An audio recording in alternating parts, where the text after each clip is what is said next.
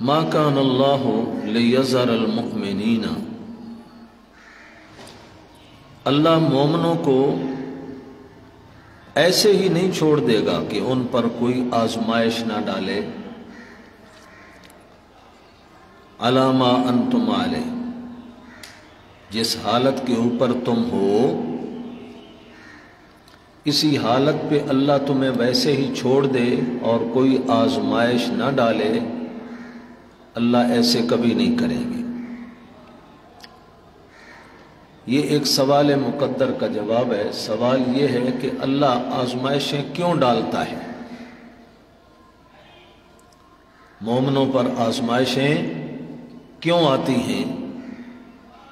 تو حق تعالی نے فرمایا آزمائشیں ڈالنے کا مقصد حتی یمیز الخبیث من الطیب، خبیث اور طیب چیز کو الگ الگ کرنا، یہ مقصد ہوتا ہے آزمائش اور امتحان ڈالنے کا۔ اگر آزمائش نہ آتی تو جس طرح ملا جلا ماحول چل رہا تھا، منافق بھی مخلص مسلمان بھی، منافق بھی مسلمانوں کے ساتھ مل کر نماز پڑھتے، جہاد میں بھی کبھی کبھی چلے جاتے، کبھی عذر بہانے کر لیتے، تو یوں کیسے پتہ چلتا کون منافق ہے کون مخلص مسلمان ہے؟ اللہ تعالیٰ کی طرف سے آزمائشی گھڑیاں کبھی کبھی آتی ہیں، اور اس کا مقصد تاکہ کھرے اور کھوٹے کی پہچان ہو جائے۔ چونکہ پیچھے مضمون چل رہا ہے ان کے اتنے بندے کیوں قتل ہو جاتے، نبی کے پر اتنی تکلیف اور آزمائش کیوں آتی، ان کی بنی بنائی فتح شکست میں کیوں بدل گئی، یہ بڑا مضبوط شبہ، اور اس کے جواب اللہ تعالیٰ نے اس کا ایک جواب یہاں پر بھی دیا کہ میں نے یہ آزمائش کیوں ڈالی، حتی یمیز الخبیث من الطیب، اس لیے ڈالی تاکہ کھرے اور کھوٹے الگ الگ ہو جائیں، مخلص مسلمانوں کا پتہ چل جائے اور منافق بھی کھل کر سامنے آ جائیں۔ مومنوں کے لیے تو وہ آزمائش ایک بہت بڑا فائدہ دیتی ہے، جس طریقہ سے خالص سونے اور چاندی کو جتنا بھی آگ میں گرم کرو گے تو اور اس میں خلوص بڑھتا جائے گا، کندن ہو جائیں گے، وہ بالکل میل کچیل ان کی ختم ہو جائے گی، اور اگر کھوٹا ہے تو اس کا کھوٹ بالکل الگ ہو جائے گا گرم کرنے کے بعد۔ تو فرمایا اس لیے میں آزمائش ڈالتا ہوں کبھی کبھی کہ لوگوں کو ظاہر کر کے بتلا دوں کون ہے جو مخلص مسلمان ہے اور کون ہے جس نے صرف مفاد پرستی کے لیے کلمہ پڑھ رکھا ہے، اس کا مقصد اللہ اور اس کے رسول کو راضی کرنا یا حشر و نشر کے بعد کامیابی حاصل کرنا نہیں ہے۔ تو یہ کھرے کھوٹے کی آزمائش کرنا، یہ ہے میرا اصل مقصد امتحان ڈالنے کا۔ اب اس پر ایک اور سوال کا جواب اٹھا، سوال یہ پیدا ہوا، یا اللہ آزمائشیں ڈال کر کھرے کھوٹے کی پہچان تو کرواتا ہے، ویسے ہی ہمیں بتلا دے کون کھوٹا ہے اور کون کھرا ہے۔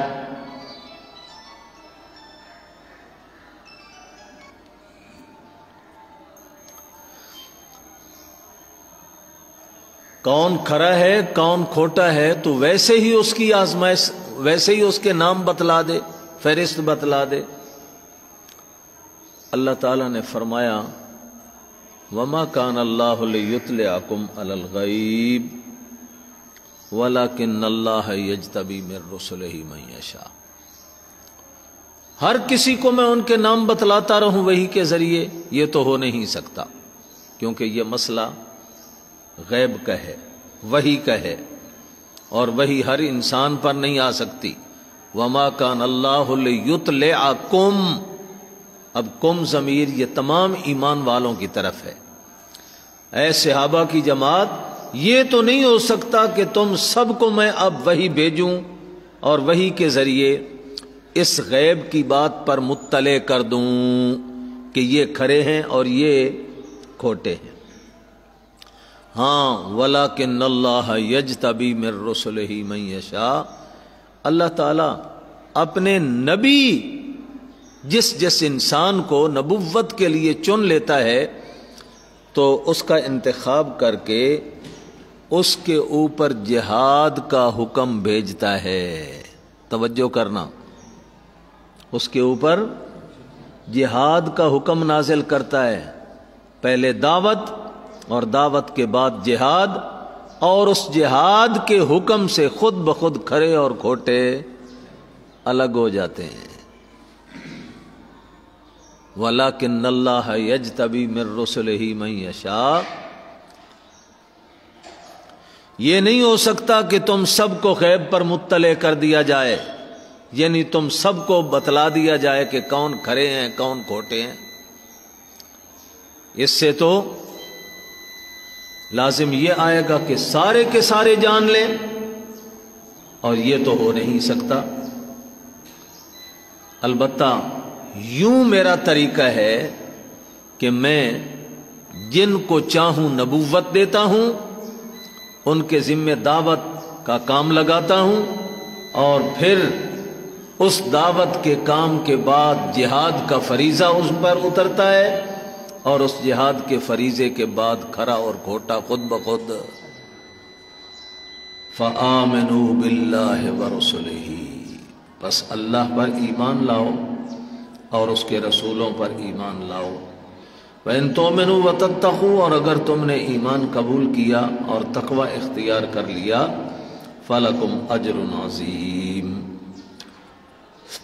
تمہارے لیے بہت بڑا اجر ہے۔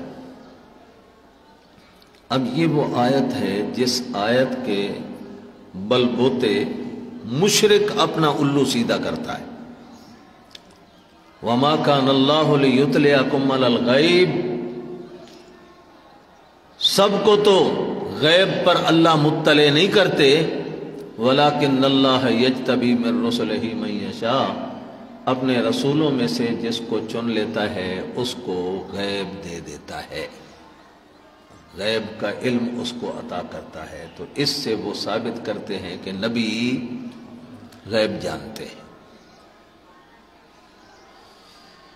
پہلی بات تو یہ ذہن میں رکھیں کہ ہمارا اور اہل شرک و بدعت کا اختلاف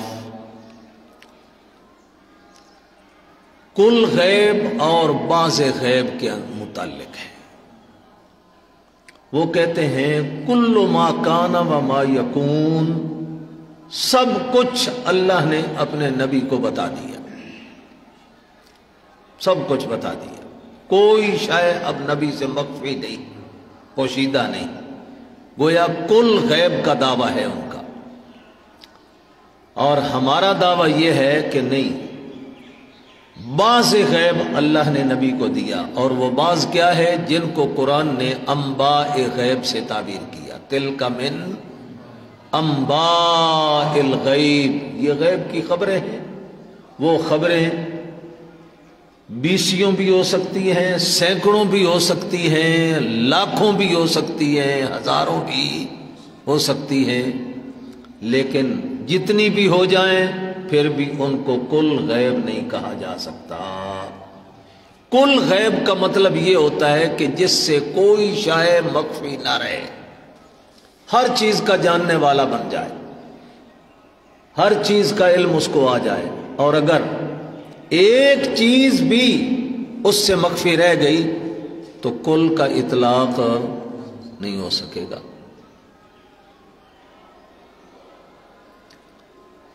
منطقی زبان میں اگر اس کو سمجھو تو اگر ہم کہیں نبی سب کچھ جانتا ہے، کل غیب ان کو حاصل ہے، تو یہ ہے موجبہ کلیہ۔ کیا ہے؟ اور موجبہ کلیہ کی نقیض ہوتی ہے سالبہ جزیہ۔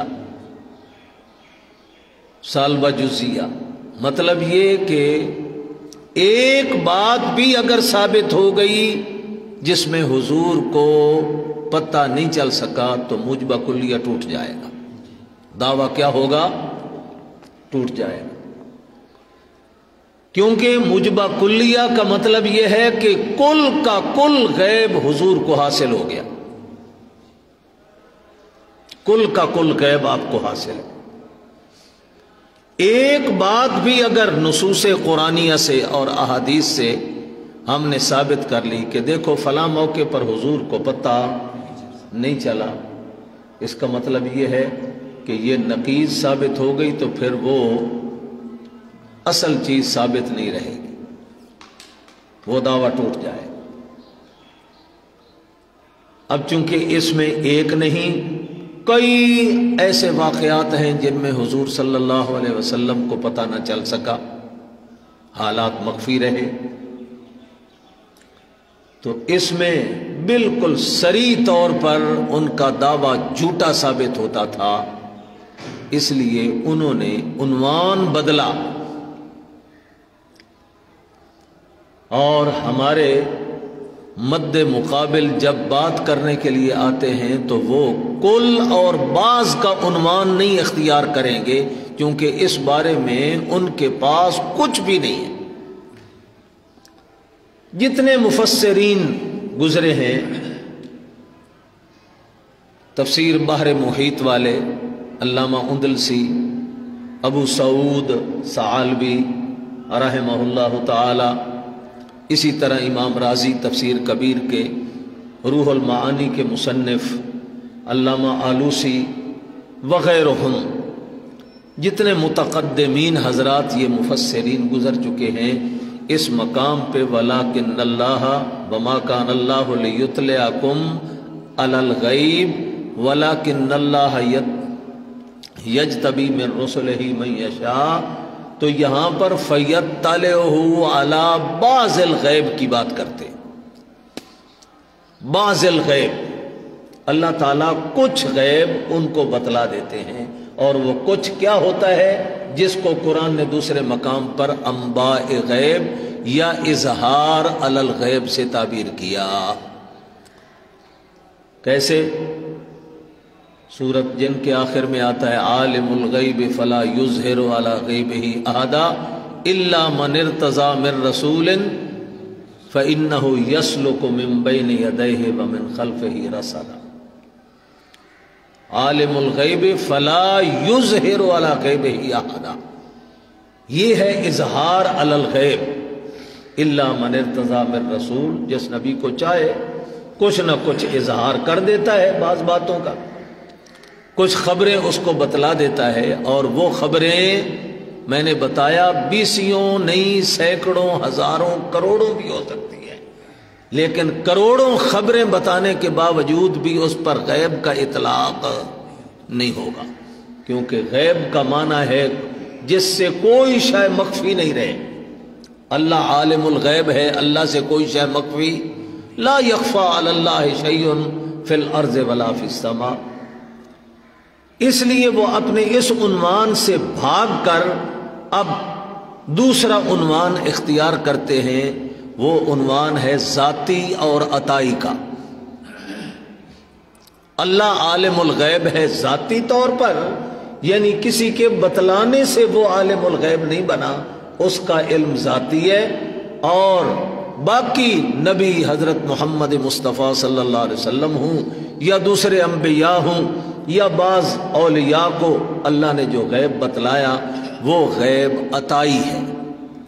ذاتی اور عطائی کے اندر لائیں گے کھینچا تانی کر کر کے، اپنے ان اصل مضمون کو چھوڑیں گے، کیونکہ اصل میں نے ابتدا میں بتلایا جھگڑا ہمارا اور ان کا کل اور بعض کا ہے، ذاتی اور عطائی کا نہیں ہے۔ کیوں بھائی؟ کیا حضور کا جسم اور حضور کی ذات ذاتی تھی؟ ہم کہتے ہیں آپ کی تو ذات ہی عطائی ہے، تو اس ذات عطائی کے ساتھ آگے اوصاف جو ہوں گے ان میں ذاتی کا شبہ پڑ سکتا تھا کہ اللہ نے ذاتی کی نفی کی اور عطائی کا اثبات کیا؟ کوئی نہیں سمجھ آئی۔ جس کی ذات ہی عطائی ہو اس کے سارے اوصاف بھی کیا ہوں گے؟ عطائی ہوں گے۔ تو اس بارے میں یہ جھگڑا چلانا یا یہ بحث چلانا نہیں جی، علم والی جو صفت ہے نا وہ عطائی ہے۔ بھئی علم والی صفت عطائی ہے، باقی ساری ذاتی ہے، ان کی ذات جو ہے وہ ذاتی ہے۔ جب ذات عطائی ہے تو باقی اوصاف اور خصوصیات بھی ساری عطائی ہیں۔ ان میں جتنی بھی نبی پاک صلی اللہ علیہ وسلم کی صفات ہیں بشمول اس غیب والے مسئلے کے سارے عطائی چیزیں ہیں، اور جو عطائی چیز ہوتی ہے اس کے اوپر علم غیب کا اطلاق نہیں ہوتا، چونکہ علم غیب کی جو تعریف کی گئی ہے کہ جو حواس خمسہ سے بالا تر ہو۔ شرح عقائد کی شرح ہے نبراس،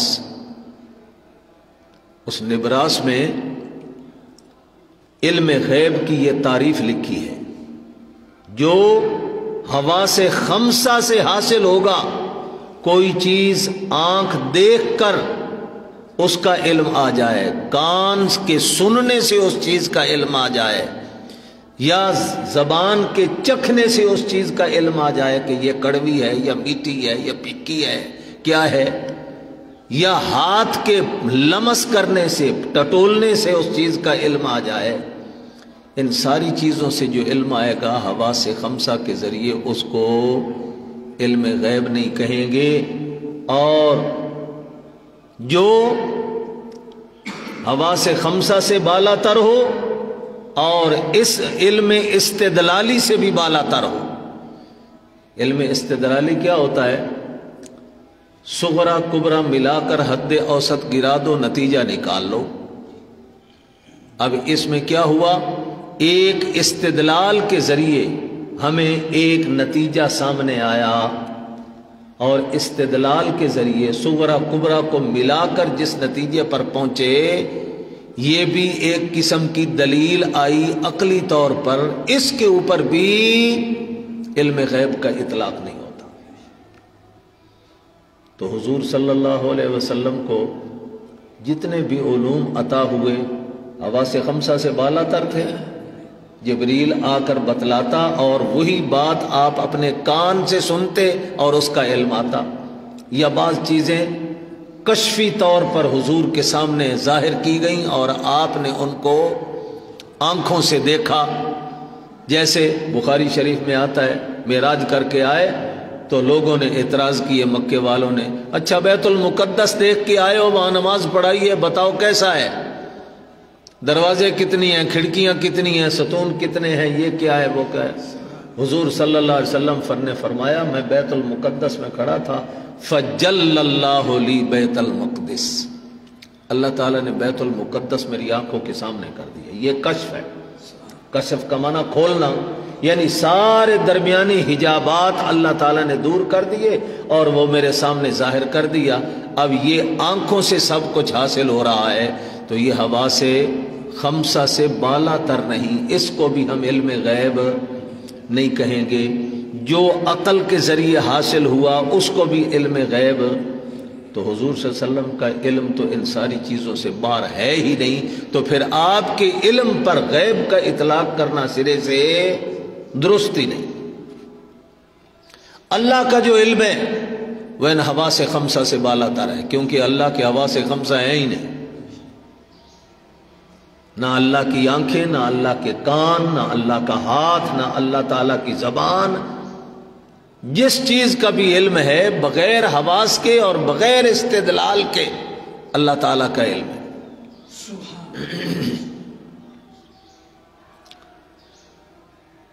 کچھ سمجھ آئی کہ نہیں آئی؟ تو ہمیشہ جب بھی کبھی بات کرنے کا موقع ہو تو ذاتی اور عطائی کے جھگڑے میں نہیں پڑنا۔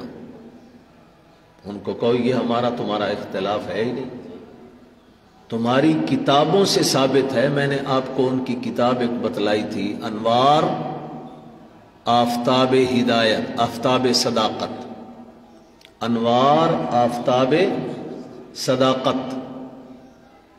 اس میں انہوں نے حضور کے لیے جو علم غیب ثابت کیا تو کہا ابتدائے آفرینش سے، یعنی تخلیق کی ابتدا سے، اس جہان کو جو اللہ نے پیدا کیا اس کی ابتدا سے لے کر انتہا تک، اور انتہا کا معنی خود کرتے ہیں کہ جنتی جنت میں چلے جائیں گے، جہنمی جہنم میں پہنچ جائیں گے، اس وقت تک سب کچھ اللہ نے اپنے نبی کو بتا دیا، کوئی شے باقی رہی؟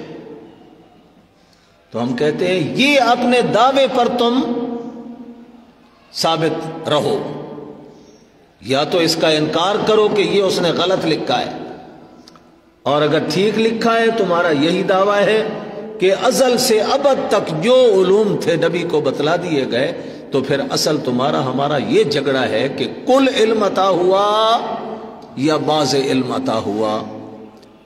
اب اگر اس موضوع پر لانے میں آپ کامیاب ہو گئے تو میدان آپ کا ہوگا، اور اگر وہ کامیاب ہو گیا آپ کو کھینچا تانی کر کر کے ذاتی اور عطائی کے مسئلے کو زیر باس لایا، تو آپ جتنی آیتیں پڑھتے جائیں گے نا، لا یعلم من فی السماوات والارض الغیب الا اللہ، آسمان و زمین میں اللہ کے سوا کوئی غیب نہیں جانتا، عندہ مفاتح الغیب لا یعلمها الا هو، لا اقول لکم عندی خزائن اللہ ولا عالم الغیب۔ ان ساری غیب والی آیات کا ایک جواب انہوں نے رٹا ہوا ہے، ذاتی غیب کی نفی ہے۔ ان ساری آیتوں میں کیا ہے؟ اور ہم تو ذاتی نہیں مانتے حضور کے لیے، ہم تو عطائی مانتے ہیں، عطائی کی نفی دکھاؤ۔ اگرچہ ابھی میں بتاؤں گا عطائی کی نفی بھی موجود ہے قرآن، لیکن آپ ان سارے اپنے ذخیرے کو بچا سکتے ہیں آیات کو جن میں اللہ کے ساتھ غیب کی نسبت کلی طور پہ کی گئی ہے اور نبی سے نفی کی گئی ہے۔ یہ سارے دلائل آپ کے محفوظ رہیں گے اگر آپ ذاتی عطائی کے چکر میں نہیں پڑیں گے، ورنہ آپ جتنے بھی ان کے سامنے اپنی دلیلیں آیات سے اور باقی چیزوں سے پیش کریں گے تو وہ کہیں گے یہاں ذاتی غیب کی نفی ہے، عطائی کی نفی دکھاؤ۔ کچھ سمجھے ہو؟ اب عطائی کی نفی بھی دیکھ لو۔ ہم کہتے ہیں اولاً تو ہمارا تمہارا ذاتی عطائی کا جھگڑا نہیں، لیکن اگر بالفرض وہ اس پر زور دیں تو پھر اس کا جواب 24واں پارہ نکالو۔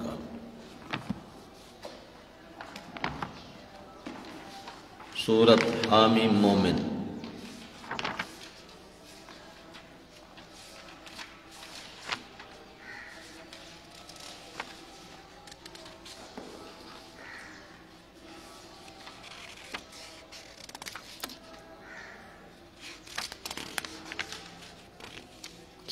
صفحہ 961،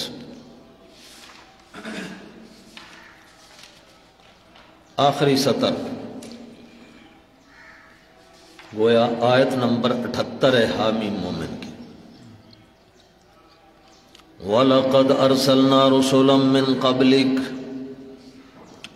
ہم نے آپ سے پہلے کئی رسول بھیجے، مِنْهُمْ مَنْ قَصَصْنَا عَلَيْكَ، بعضوں کے واقعات تو تفصیلاً ہم نے آپ کو بیان کر دیے، وَمِنْهُمْ مَنْ لَمْ نَقْصُصْ عَلَيْكَ، اور بعضوں کے قصے ہم نے آپ کو نہیں سنائے، ہم نے ان کا تفصیلی علم آپ کو نہیں دیا۔ عطائی کی نفی بھی ہو گئی کہ نہیں ہو گئی؟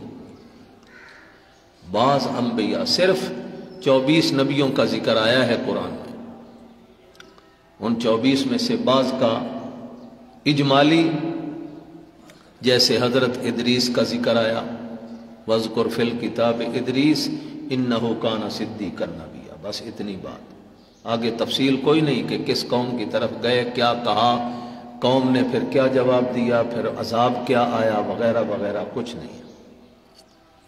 اسی طریقہ سے حضرت یسع وَلْيَسْعَ وَذِلْكِفْلِ، ذوالکفل کا بھی نام تو آیا ہے انبیاء میں، لیکن ان کی تفصیلات کوئی نہیں آئی۔ حضرت یسع کا نام تو آیا لیکن تفصیلات، اور جن کی تفصیلات آئی ہے تو وہ اور یہ سب مل ملا کے کتنے بنتے ہیں؟ 24 یا 25، اور ایک روایت کے مطابق انبیاء تو گزرے 1,24,000۔ تو قرآن نے یہی بتلایا، کچھ کا تو ذکر ہم نے آپ کے سامنے کیا ہے اور کچھ کا ذکر نہیں کیا۔ یہ جو نہیں کیا اللہ تعالیٰ نے وہ سارے علوم ان کے بتلا دیے؟ نہیں بتلائے۔ تو معلوم ہوا عطائی طور پر بھی سارا علم حضور کو نہیں عطا ہوا۔ اگر کل کا کل جیسا کہ ان کا دعویٰ ہے، ابتدا ازل سے لے کر ابد تک سب کچھ بتا دیا، تو منہم من لم نقصص علیک کو کدھر ڈالو گے؟ پھر تو آپ سے کوئی شے مخفی نہ رہی، سب کچھ بتلا دیا گیا۔ تو لم نقصص علیک کا کیا مطلب ہوگا؟ کچھ انبیاء ایسے جن کا ہم نے آپ کو قصہ بتلایا ہی نہیں، آپ کو ان کے حالات کا پتہ ہی نہیں۔ ایک دلیل۔ دوسری دلیل سورۃ یاسین کا آخری رکوع ہے۔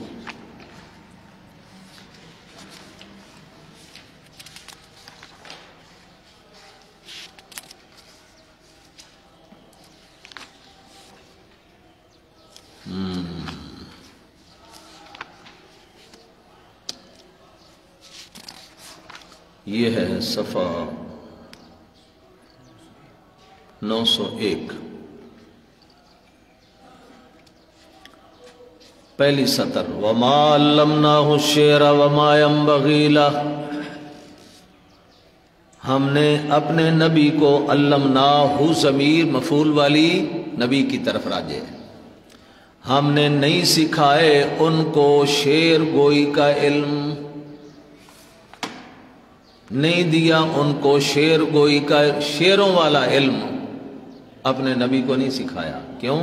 وما ينبغی لہ، نبی کی شان کے یہ لائق ہی نہیں ہے کہ وہ شعر گوئی میں زیادہ شغف رکھے، شعر یاد کرے یا شعر اپنی طرف سے بنائے یا شعر پڑھے، یہ نبی کا شان نہیں۔ ما علمناہ الشعر، ہم نے نہ تو ان کو شعر سکھائے، نہ شعر گوئی کا علم دیا، نہ ہی ان کی شان کے لائق ہے۔ ان هو الا ذکر و قرآن مبین، جو وحی کا علم دیا یہ قرآن اور ذکر ہے۔ تو معلوم ہوا شعر کہنا یہ نبی کی شان کے لائق، اور جو شعر کہتا ہے وہ نبی۔ مرزا قادیانی کی کتابیں پڑھو، شعروں کے انبار آپ کو ملیں، عربی کے اشعار، اردو کے اشعار، فارسی کے اشعار، بہت شاعر تھا۔ تو یہ شعر کہنا یہ بھی ایک دلیل ہے کہ وہ ملعون اور جھوٹا ہے۔ نبی تو شعر نہیں کہتا، نہ نبی کی شان کے لائق ہے شعر کہنا، نہ اللہ نبی کو شعر سکھاتا ہے۔ تو قادیانی ملعون کا شعر کہنا، ایک شعر تو کیا سینکڑوں اشعار اس کی کتابوں میں ملتے ہیں۔ تو یہ بھی دلیل ہے کہ وہ دجال اور جھوٹا تھا۔ لیکن یہاں پر جو ہم دلیل پیش کر رہے ہیں وہ یہ کہ اللہ نے اپنے نبی کو شعر گوئی کا علم، یہ بھی ما کان و ما یکون میں داخل ہے کہ نہیں؟ اگر اول سے ابد تک سب کچھ دے دیا، سب کچھ بتلا دیا، تو پھر شعر گوئی کا علم بھی تو آپ کو آنا چاہیے تھا نا۔ حالانکہ حضور نے ایک دفعہ شعر پڑھا کسی شاعر کا تو وہ بھی آگے پیچھے کر دیا۔ ہاں، شعر صحیح نہیں پڑھا، اور حضرت صدیق اکبر سن رہے تھے تو آپ نے فرمایا اشہد انک رسول اللہ، اشہد انک رسول اللہ، میں گواہی دیتا ہوں پہلے بھی مانتا تو ہوں، لیکن آج آپ کے پکے سچے نبی ہونے کی ایک اور دلیل مجھے مل گئی کہ آپ نبی ہیں۔ نبی کو شعر گوئی کا علم اللہ نے نہیں دیا، اگر یہ علم دیا ہوتا تو آپ شعر صحیح پڑھتے۔ اپنی طرف سے کوئی شعر کہنا وہ تو دور کی بات ہے، کسی کا شعر سنانے لگے تو وہ بھی آگے کے جملے پیچھے کر دیے، پیچھے کے جملے آگے کر دیے۔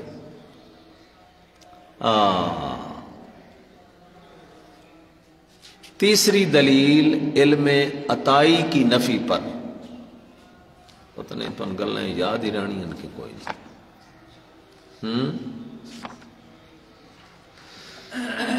ہاں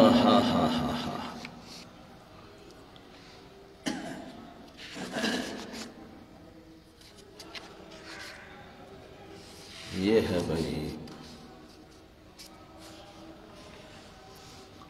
صفحہ 605 پہ، سورۃ کہف صفحہ 605، بلکہ پیچھے 604 سے دیکھ لو آخری 2 سطریں۔ قل اللہ عالم بما لبثوا، اصحاب کہف کا واقعہ ہے، فرمایا ان کی مدت کوئی نہیں جانتا، اللہ ہی جانتا ہے کتنی دیر غار میں ٹھہرے رہے۔ قل اللہ عالم بما لبثوا، اللہ ہی جانتا ہے جتنا کچھ وہ ٹھہرے۔ کیوں؟ لہو غیب السماوات والارض، کیونکہ وہی آسمان و زمین کے غیب جاننے والا ہے۔ لہو خبر مقدم، غیب السماوات والارض مبتدا مؤخر، اسی ہی کے پاس ہیں غیب آسمان و زمین کے۔ ابصر بہی و اسمع، ابصر بہی و اسمع فعل تعجب، کیا خوب دیکھتا ہے وہ اور کیا خوب سنتا ہے وہ۔ اس کے دیکھنے میں بھی کوئی کمی نہیں، اس کے سننے میں بھی کوئی کمی نہیں۔ ما لہم من دونہ من ولی، اللہ کے ماں سوا ان لوگوں کے لیے کوئی مختار کار ساز بھی نہیں۔ ولا یشرک فی حکمہ احدا، حکم کا معنی علامہ خازن یہاں پر غیب کرتے ہیں۔ اللہ اپنے غیب میں کسی کو شریک نہیں کرتا۔ کیا مطلب؟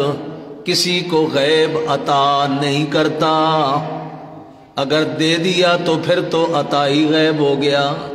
اللہ کہتا ہے میں نے اپنے غیب کے اندر کسی کو شریک، تو عطائی غیب کی بھی نفی ہو گئی۔ یہ تیسری آیت۔ تو قرآن کی ان 3 آیات سے پتہ چلتا ہے کہ حضور کو عطائی غیب بھی حاصل نہیں تھا۔ اصل میں یہ غیب کے معنی میں گڑبڑ کرتے ہیں، معنی کو بنیاد کو پکڑو۔ کیا جو حواس خمسہ سے حاصل ہوگا وہ غیب ہی، جو کسی کے بتلانے سے حاصل ہوگا وہ غیب نہیں ہے۔ اب یہ کہتے ہیں اللہ نے اپنے نبی کو بتلا دیا، تو جب بتلا دیا تو بتلانے سے غیب ہی نہیں رہا۔ بتلانے سے، اچھا اگر بتلانے سے وہ غیب رہے، توجہ کرنا، بتلانے کے بعد بھی وہ غیب رہے، اللہ نے اپنے نبی کو بتلایا تو نبی عالم الغیب بن گیا، نبی نے صحابہ کو بتلایا، صحابہ عالم الغیب بن گئے، صحابہ نے تابعین کو وہی قرآن اور سنت کا علم پڑھایا، صحابہ بھی تابعین بھی عالم الغیب بن گئے۔ چلتے چلتے یہ تو پوری امت عالم الغیب بن گئی۔ پھر اگر کسی کے بتلانے سے وہ غیب بنتا ہے تو پھر تو کوئی فرد بچا ہی نہیں، پھر تو عالم الغیباں دیاں لینا لگ گئیاں۔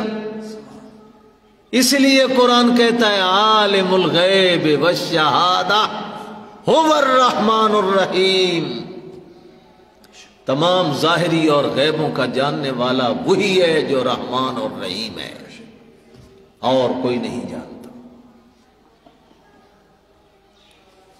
تو جنہوں نے یہاں پر غیب مراد لیا، یاد رکھنا سارے مفسرین یہاں پر بعض غیب لیتے ہیں، کل غیب، اور بعض غیب لیتے ہیں فہو مقصودنا، اور وہ بعض غیب میں نے بتایا وہ غیب کی خبریں، ذالک من انباء الغیب کہیں کہا، اور کہیں پر تلک من انباء الغیب کہا، اور وہ ساری کی ساری چیزیں اللہ نے اپنے نبی کو بتلائیں، اور اللہ کے بتلانے سے نبی کو تمام علوم شریعت کا پتہ چلا۔ اور بعضوں نے یہاں غیب سے مراد علوم شریعت، چونکہ یہ حضور کو اوپر آنے سے پہلے پہلے یہ غیب ہی تھا نا، پوشیدہ تھی۔ غیب کا معنی ما غاب عن العباد، جو بندوں سے غائب ہو، اور وہ چیز جب غیب تھی تو اس شریعت کے بتلانے سے ہم کہتے ہیں کہ غیب کا اطلاق ان علوم شریعت کے اوپر ہو رہا ہے، نہ کہ دنیا جہان کی ساری چیزیں۔ اور جو قرآن پاک میں آتا ہے وما هو علی الغیب بضنین، نبی اپنے غیب کے اوپر بخیل نہیں، نبی اپنے غیب پر بخل نہیں کرتا۔ تو یہ بھی اہل بدعت کی ایک دلیل ہے، اس سے بھی وہ اپنا الو سیدھا کرتے ہیں۔ کس طرح؟ وما هو علی الغیب بضنین، نبی غیب پر بخیل نہیں، کہندے جد کل مال ہوئے ہی نہیں ان تو بخیل آتا ہی کوئی نہیں، بخیل ان واتن جد کل ہوئے تے خرچ نہ کرے۔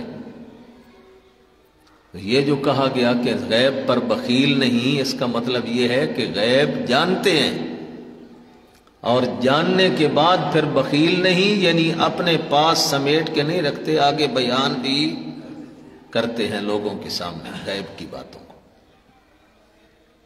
تو ہمارا جواب وہی ہوگا پھر، اچھا اللہ کے بتلانے سے نبی کو تم نے کہہ دیا وہ غیب جانتے ہیں اور بخیل نہیں ہیں، تو آگے لوگوں کو بتلایا، تو پھر نبی کے بتلانے سے وہ لوگ بھی عالم الغیب بن گئے، پھر انہوں نے اپنے شاگردوں کو پڑھایا، وہ بھی عالم الغیب بن گئے۔ تو اس طرح تو چلتے چلتے چلتے چلتے قیامت تک عالم الغیباں دیاں منڈیاں لگ گئی نا، عالم الغیباں دیاں منڈیاں لگ گئی، کوئی نہیں جانتا، صرف اللہ ہی جانتا۔ اب اس پر چند حوالے لکھ لو قرآن کی آیات کے۔ سورۃ الانعام 7واں پارہ،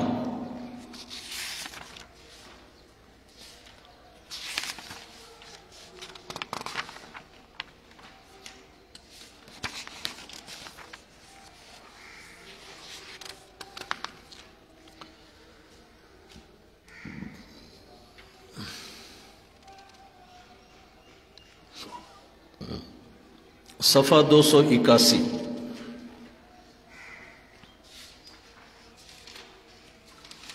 صفحہ 281 سورۃ الانعام کی آیت نمبر 59۔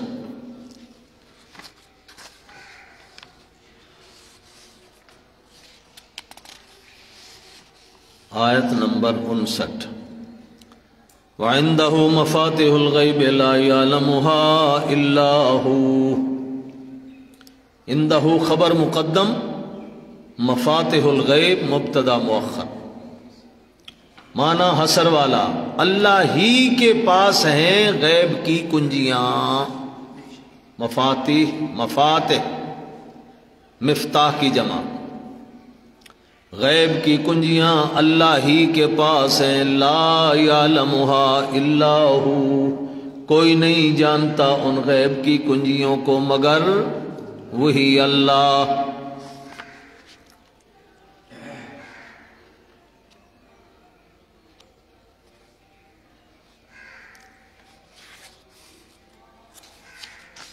دوسرا مقام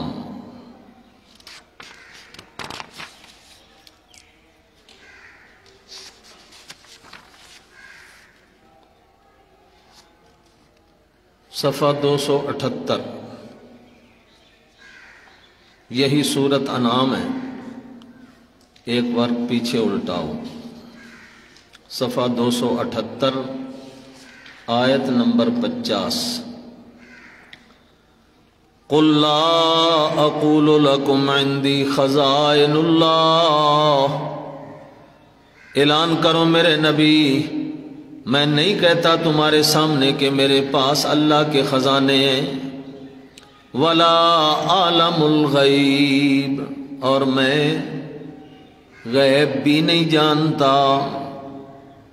یہاں کوئی ذاتی عطائی کی بات نہیں ہے، ہر قسم کے غیب کی، اور جس وقت اللہ بتلاتے ہیں تو اس وقت وہ غیب رہتا ہی نہیں ہے، کیونکہ بتلانے کے بعد اس پر غیب کا اطلاق ہی نہیں ہوتا۔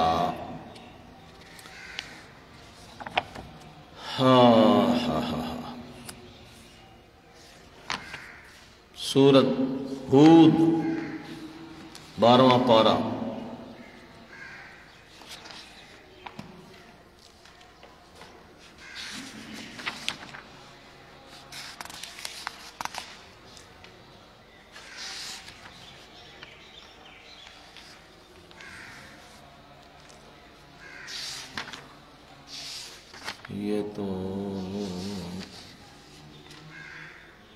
یہ درمیان میں 3 برق سورت یوسف کے آگے پہ، صفحہ 481 نکالو، صفحہ 481 سورت ہود آخری سطر،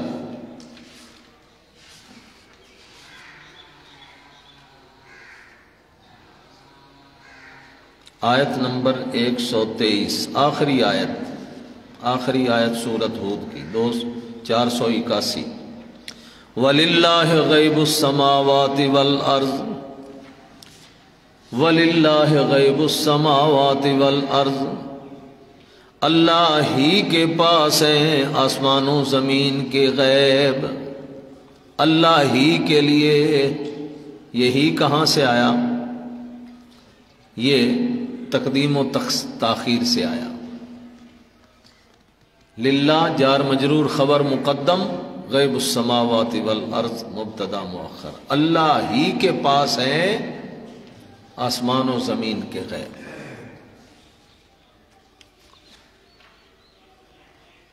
آگے صفحہ الٹاؤ، 482 صفحہ، صفحہ 482 پر سورت یوسف کی 3 نمبر آیت۔ نحن نقص علیک احسن القصص بما اوحینا الیک ھذا القرآن، ہم ہی بیان کرتے ہیں آپ کے اوپر یہ بہت خوبصورت بیان، کس ذریعے سے؟ بما اوحینا الیک، جو ہم نے آپ کے اوپر وحی کی، ھذا القرآن، یہ قرآن، وَإِن كُنْتَ مِن قَبْلِهِ لَمِنَ الْغَافِلِينَ، اور ہمارے اس بیان سے پہلے آپ غافل بے خبر تھے۔ ہمارے اس سارے واقعہ سورت یوسف کی طرف اشارہ ہے احسن القصص سے، یہ خوبصورت واقعہ ہم نے آپ کے سامنے بیان کر رہے ہیں، اور ہمارے بیان کرنے سے پہلے آپ کو پتہ نہیں تھا۔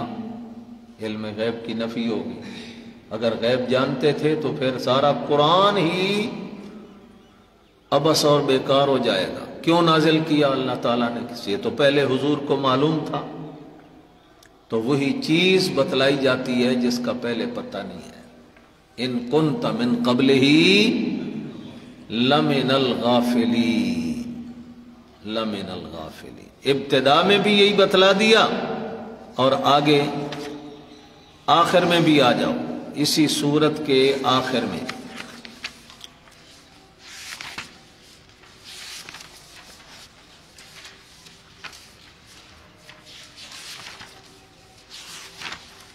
اسی سورت کے آخر میں صفحہ 506 صفحہ 506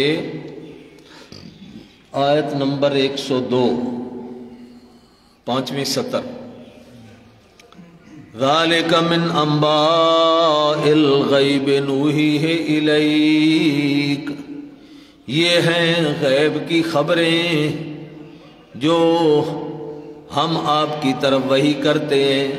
وما كنت لديهم اذ اجمعوا امرهم وهم يمكرون، اور آپ ان کے پاس نہیں تھے جس وقت وہ مشورہ کر رہے تھے مل بیٹھ کر۔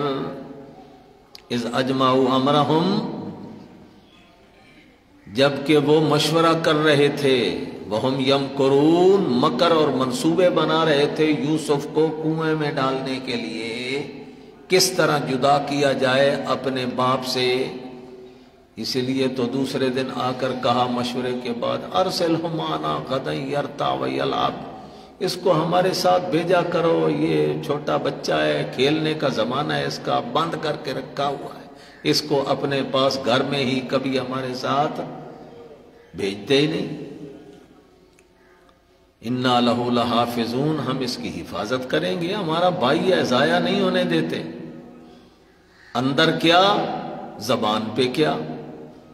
لیکن اللہ نے فرمایا یہ سارا تفصیلی واقعہ ذالک من انباء الغیب، یہ غیب کی خبریں ہیں جو ہم نے بتلائی آپ کو۔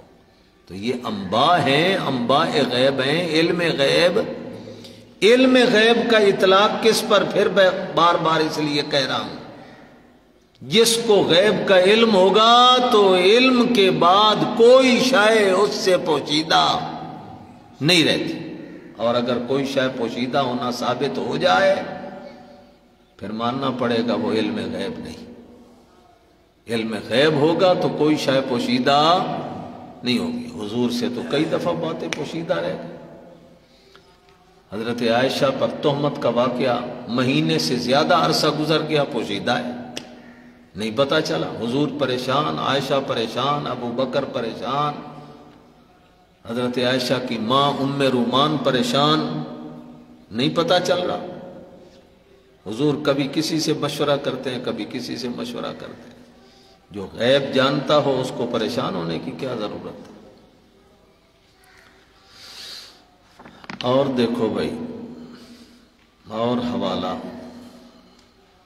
20واں پارہ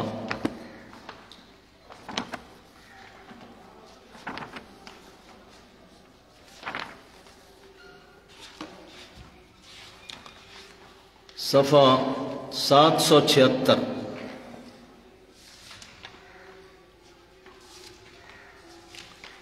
صفحہ 776 آیت نمبر 65 قل لا يعلم من في السماوات والارض الغیب الا اللہ،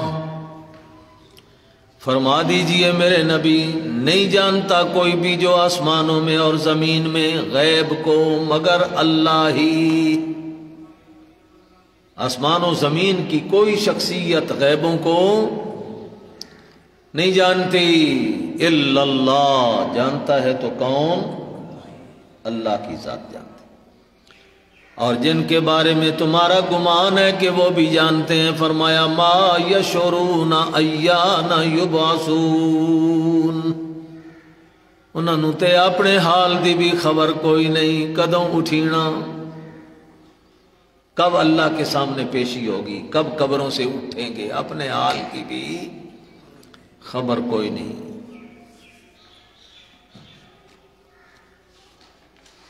آگے چلیے بھائی، 21واں پارہ سورۃ لقمان،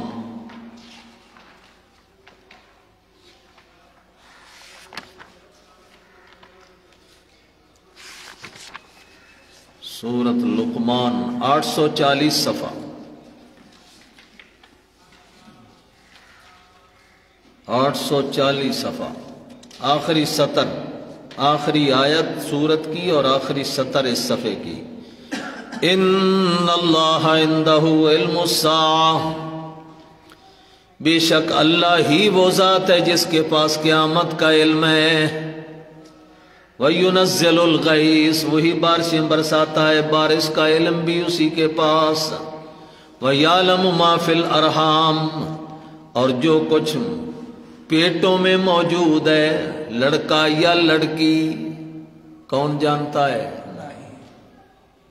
اب ان دو چیزوں پر اشکال شاید آپ کو ہو، جی محکمہ موسمیات والے بتلاتے ہیں فلاں دن بارش ہو جائے گی اور بارش ہو جاتی ہے، تو ادھر تو اللہ تعالیٰ کہہ رہا ہے کہ بارش کا علم کس کے پاس؟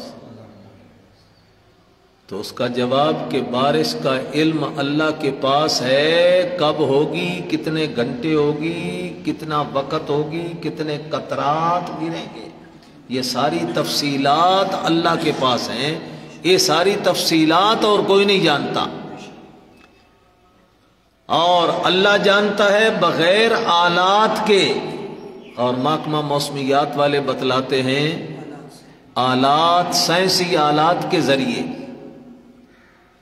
اور اللہ کی بات قطعی ہوتی ہے اور محکمہ موسمیات والوں کی بات ظنی ہوتی ہے، ظنی، اس لیے وہ کہتے ہیں بارش ہونے کا امکان ہے، آندھی آنے کا امکان ہے، چھینٹیں پڑنے کا امکان ہے۔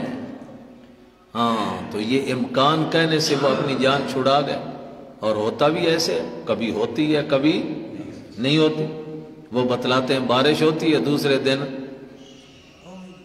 کڑکتی دھوپ ہوتی ہے، اللہ بتلاتے ہیں یہ میرے خصوصیت ہے۔ اسی طرح یعلم ما فی الارحام، ماں کے پیٹ میں بچہ ہے بچی ہے کوئی پتہ نہیں ہے کسی کو، تو شاید کوئی کہے الٹرا ساؤنڈ کرواتے ہیں تو پتہ چل جاتا ہے بچہ ہے بچی ہے، تو یہاں پر بھی وہی جواب ہے، اللہ بغیر آلات کے جانتا ہے، اور یہ ڈاکٹر حضرات یہ آلات سائنسی کے ذریعے، الٹرا ساؤنڈ کے ذریعے یہ سارا کچھ بتلاتے ہیں۔ نمبر 2، ان کا بتلانا قطعی نہیں ہوتا، یقینی نہیں ہوتا، کبھی اس کے خلاف بھی ہو جاتا ہے، اور اللہ تعالیٰ جو جانتا ہے وہ قطعیت کے ساتھ جانتا ہے۔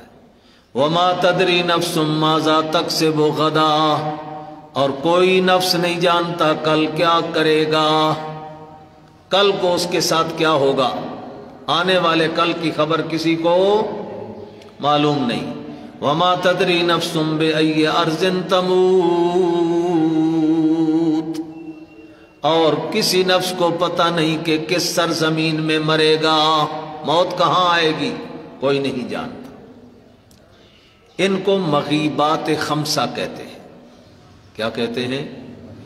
ایسی 5 چیزیں جن کا تعلق غیب سے ہے، یہ اللہ جانتا ہے، کسی اور کو پتہ نہیں، اور کوئی نہیں جانتا۔ ان ساری چیزوں کا علم بھی اللہ کے پاس ہے، تو ان میں علم غیب بھی آ گئے۔ اس کے ساتھ ساتھ 25واں پارہ نکالو۔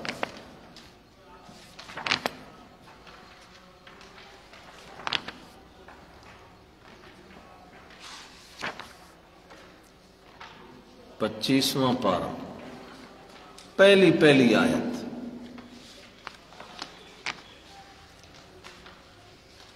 پچیسویں پارے کی پہلی آیت۔ الیہ یرد علم الساعہ، الیہ یرد علم الساعہ، یردو کا نائب فاعل علم الساعہ، اور الیہ ظرف کو مقدم کیا۔ یہاں ظرف مقدم کرنے سے فائدہ حصر کا، اللہ ہی کی طرف لوٹایا جاتا ہے قیامت کا علم۔ کیا مطلب؟ اللہ کے بغیر کسی کو پتہ کوئی نہیں ہے قیامت کب آئے گی، تو یہ قیامت کا علم بھی انہی مغیبات خمسہ میں سے ہے۔ وَمَا تَخْرُجُ مِنْ ثَمَرَاتٍ مِنْ أَكْمَامِهَا، اور جو کچھ بھی پھل نکلتے ہیں گابے سے خوشے سے وہ بھی اللہ جانتا ہے کتنے دانے ہوں گے، ایک ایک لڑی پر کتنے بیج ہوں گے۔ وما تحمل من انسا، اور جو کچھ مؤنث اپنے پیٹ میں اٹھاتی ہے وہ بھی اللہ ہی جانتا ہے۔ ولا تضع، اور جو کچھ وضع کرتی ہے یعنی جنتی ہے وہ بھی اسی اللہ کے علم کے ساتھ۔ سبحان اللہ سبحان اللہ۔ 30واں پارہ،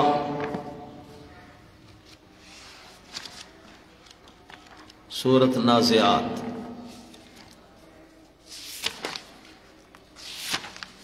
تیسواں پارہ سورۃ نازعات، صفحہ 1180۔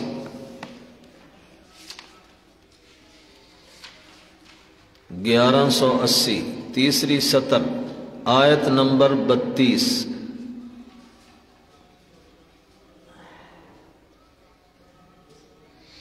یسألونک عن الساعۃ ایان مرساہا، یہ آپ سے سوال کرتے ہیں قیامت کے بارے میں کب قائم ہوگی۔ فیما انت من ذکراہا، آپ کو کیا پڑی اس کا ذکر کرنے کی، لیکن یعنی آپ کو علم بھی جب کوئی نہیں ہے تو آپ سے پوچھتے کیوں ہیں؟ یہ آپ سے قیامت کے بارے میں پوچھتے ہیں، پوچھیں تو اس سے جس کو علم ہو، آپ کو تو اس کا علم ہی نہیں ہے، آپ کو اس کا ذکر کرنے میں کیا پڑی۔ الی ربک منتہاہا، اللہ ہی کی طرف ہے اس کا انتہائی علم۔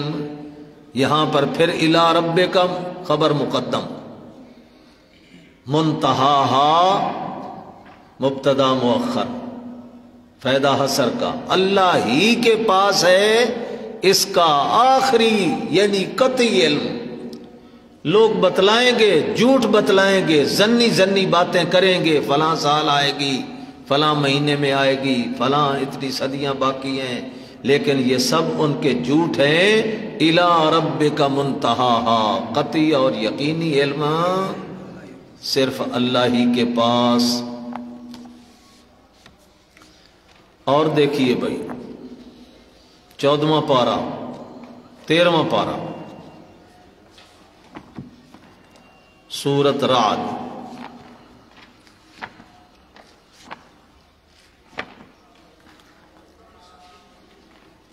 تیرہواں پارہ سورۃ رعد، آیت نمبر 500، صفحہ 511۔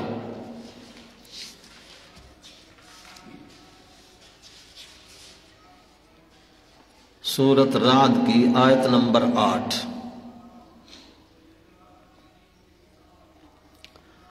اللہ یعلم ما تحمل کل انثی، اللہ ہی جانتا ہے جو کچھ اٹھاتی ہے کوئی بھی مؤنث، اپنے پیٹ میں جو حمل اٹھاتی ہے کون جانتا ہے۔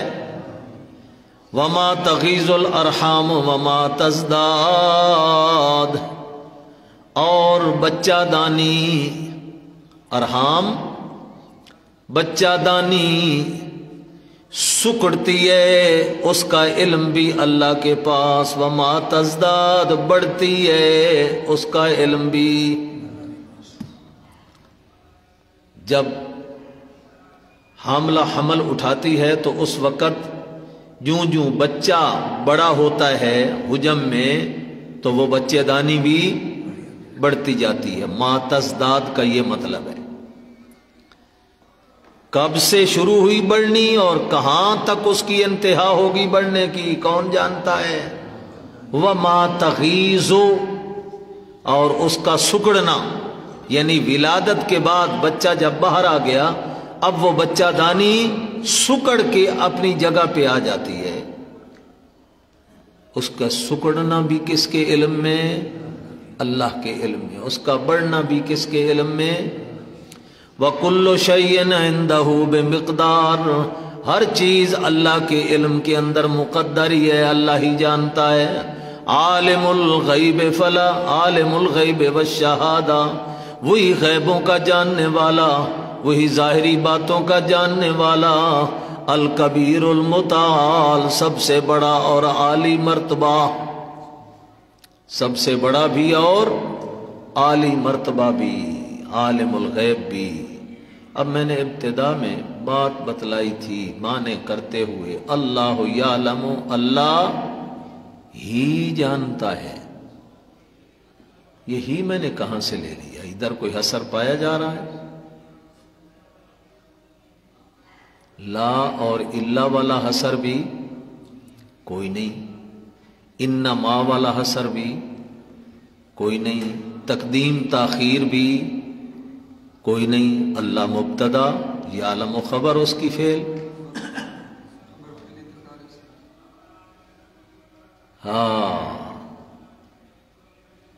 یہاں پر مبتدا کی خبر جب فعل واقع ہو تو وہاں پر تکرار اسناد ہوتا ہے۔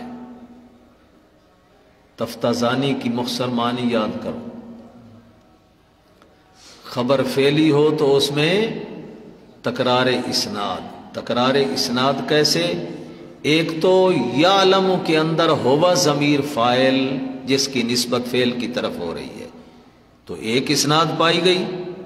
پھر یہ یعلم خبر اور اس کی اسناد مبتدا اللہ کی طرف پائی گئی۔ کوئی نہیں سمجھ آئی؟ ایک اسناد پائی جا رہی ہے فاعل ہوا ضمیر کی یعلم فعل کی طرف، دوسری اس خبر کی اسناد مبتدا کی طرف۔ تو جہاں تکرار اسناد ہو وہاں پر بھی تخصیص پیدا ہو جاتی ہے، اس لیے معنی کرتے ہیں اللہ یعلم، اللہ ہی جانتا ہے، یعنی اور کسی کو پتہ نہیں، اور کسی کو پتہ نہیں۔ اب مجھے ساری چیزیں وقت دہرانی پڑیں گی لڑکوں کے لیے۔ اچھا بھائی، ہاں، تو ان ساری باتوں سے کیا پتہ چلا؟ غیب کا علم کس کے پاس ہے؟ اللہ کے پاس ہے، اللہ کے پاس ہے۔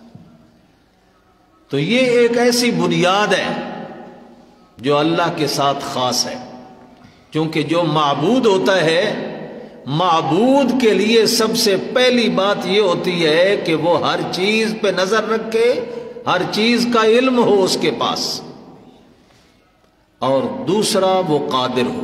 یہ معبود کی ابتدائی دو اعلی صفتیں ہیں۔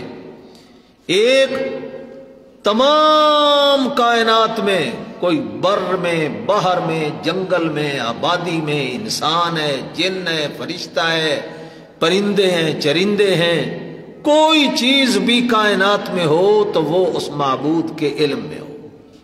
بھوکا ہے، پیاسا ہے، تکلیف میں ہے، بیماری میں ہے، اگر اس کو اپنی مخلوقات کا علم نہیں ہے تو وہ معبود بھی نہیں ہو سکتا۔ ایک تو علم ہونا، اور علم بھی محیط ہونا، ایسا علم کہ اس کے علم سے کوئی شے باہر نہ ہو۔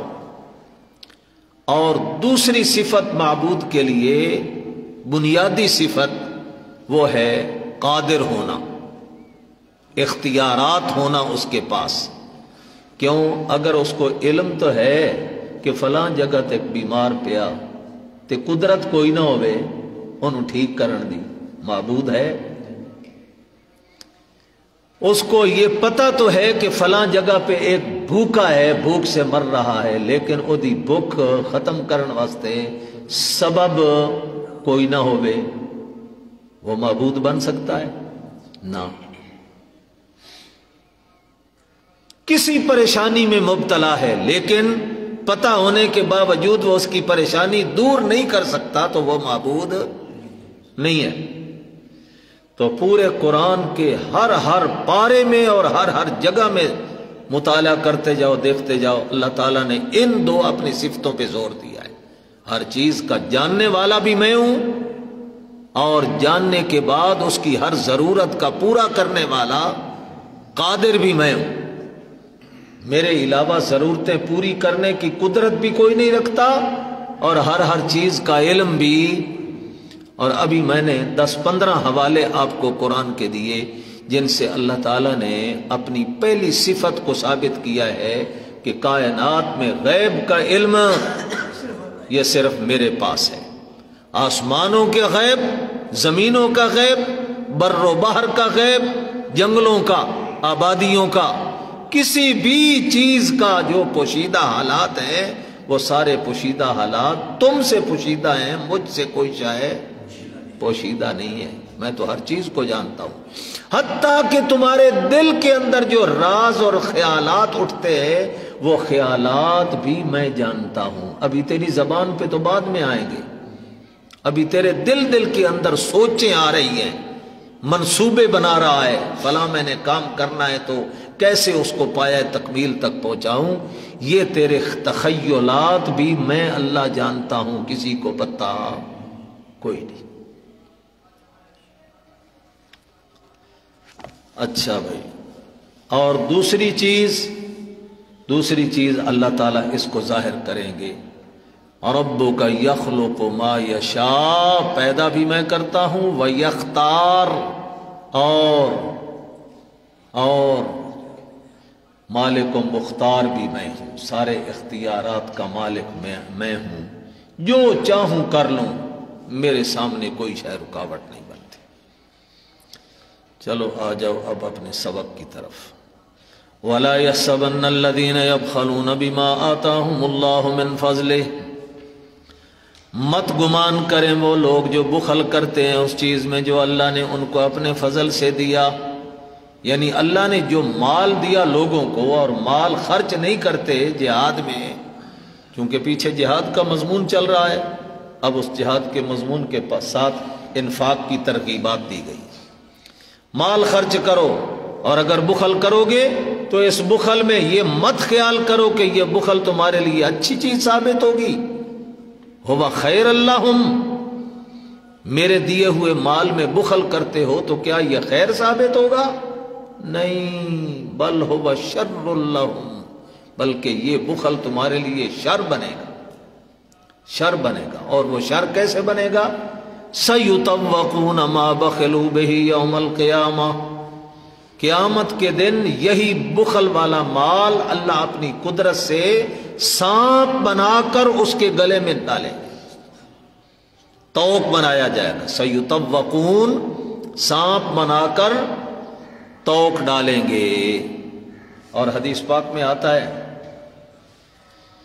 وہ سانپ یاخذ بلحظ متئہ، ادھر ڈسے گا، پیشانی پر ڈسے گا، اور اللہ اس کو زبان دیں گے، وہ کہیں گا انا کنزو کا، انا مالو کا، میں تیرا مال ہوں، میں تیرا خزانہ ہوں جس کو دنیا کے اندر بڑا سمیٹ کے رکھتا تھا اور اللہ کی راہ میں خرچ نہیں کیا کرتا تھا، میں وہی مال ہوں. یہ ہے کہ اس کے لیے یہ خیر ثابت نہیں ہوگا بلکہ شر اور بری چیز ثابت ہوگی. اور وہ کیا چیز ہوگی؟ وہ سانپ جس کو توق بنا کے گلے میں ڈالا جائے گا قیامت کے دن.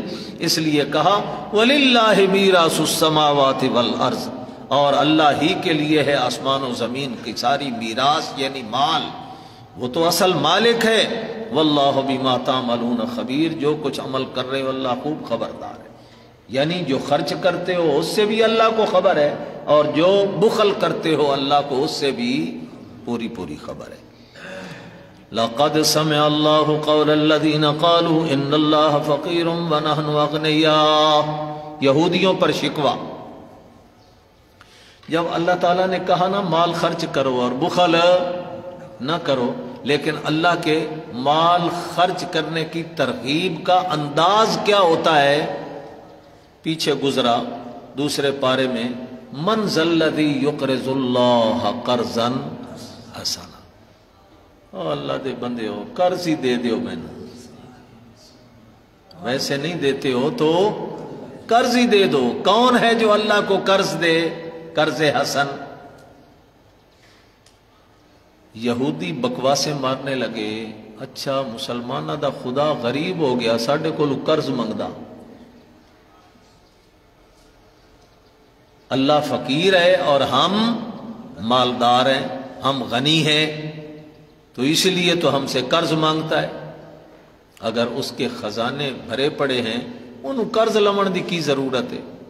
قرض تو وہی لیتا ہے جس کے اپنے پاس کچھ نہ رہے۔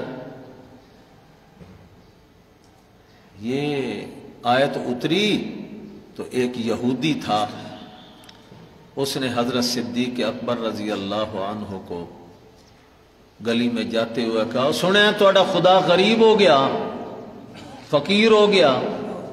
اس آخیا بکواس کی کردہ پہ ہیں، ساڈا کوئی اور خدا ہے، تھوڑا اور خدا ہے، اور نبی تو ہمارے نبی کے ساتھ تو مخالفت کرتے ہو، بدبخت ہو، خدا تو سارے دا ایکو ہے، تو ہمارا خدا غریب ہو گیا تو تھوڑا بھی پھر غریب ہو گیا۔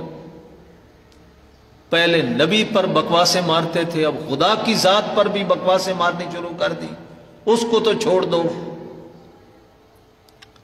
اس پھر آخیا دوبارہ، نہیں قرآن اس نہیں لکھے ہویا تواڈے من ذا الذی یقرض اللہ قرضا حسنا، کون ہے جو اللہ کو قرض دے اور قرض تے غریب منگدا؟ اللہ غریب ہے، اسی خوشحال ہاں، مالدار۔ حضرت صدیق اکبر جب رکھ کے دھری نہ تھپڑ اس کے منہ پہ، نانی یاد آ گئی۔ ہاں، اب روتا روتا حضور کے پاس آ گیا، اے جی تواڈے یار غار بڑا چہیتا صحابی اس میں نے تھپڑ ماریا تھا، عمر رسیدہ ان کا عالم تھا یہودیوں کا۔ حضور نے بلا لیا، حضور تو بڑا انصاف کرتے تھے، فَعْدِلُوا وَلَوْ كَانَ ذَا قُرْبَى، جتنا قریبی رشتہ دار بھی ہو، جتنا قرب ہو، تب بھی انصاف کرنا ہے۔ حضور نے بلا لیا، ابو بکر ادھر آؤ۔ یہ کہتا ہے اس نے مجھے مارا ہے۔ جی آپ ماریا تو ہے، میں مکردہ کوئی نہیں، جی مکرا تو میں نو صدیق کون آکے؟ ہاں میں ماریا، لیکن اسے بدبخت تو پوچھو با کیوں ماریا؟ نہیں جی گال کوئی نہیں سی جی، میں مار دیتا، میں گال کوئی نہیں سی۔ اب وہ کہتا ہے کوئی بات نہیں، ویسے مارا ہے۔ حضرت صدیق کہتے ہیں جی اس تو پوچھو اس تو کیوں ماریا؟ آخر کار وہ نہیں بتلا رہا تھا، حضرت صدیق نے بتلایا، جی اس نے کہا خدا فقیر ہے تے اسی غنی اور مالدار ہیں۔ میں نے ایک دو دفعہ ویسے اس کو سمجھایا ہے کہ ایسے بکواس مت کر خدا کی ذات کے بارے میں، تے جس ویلے انہوں نہیں سمجھ آئی پھر میں دوئے انداز نال سمجھایا انہوں۔ نہیں جی نہیں ہے، میں جھوٹ بولدا پیا ابو بکر، میں ایسی گل بلا خدا دے بارے کر سکتا ہوں؟ کوئی بات میں نے نہیں کی۔ ہاں اب وہ کہتا ہے میں نے بات نہیں کہی، ابو بکر کہتے ہیں اس نے بات کہی ہے، گواہ کسے کول بھی کوئی نہیں، موقع دا گواہ۔ فیصلہ کون کرے؟ فیصلہ عرش والے نے کیا، سبحان اللہ العظیم۔ صدیق دے گھرانے نال اللہ نو بڑا ہی پیار ہے۔ آج صدیق کی گواہی کے لیے بھی قرآن اترتا ہے، پھر صدیقہ کی گواہی کے لیے بھی قرآن اتر آیا۔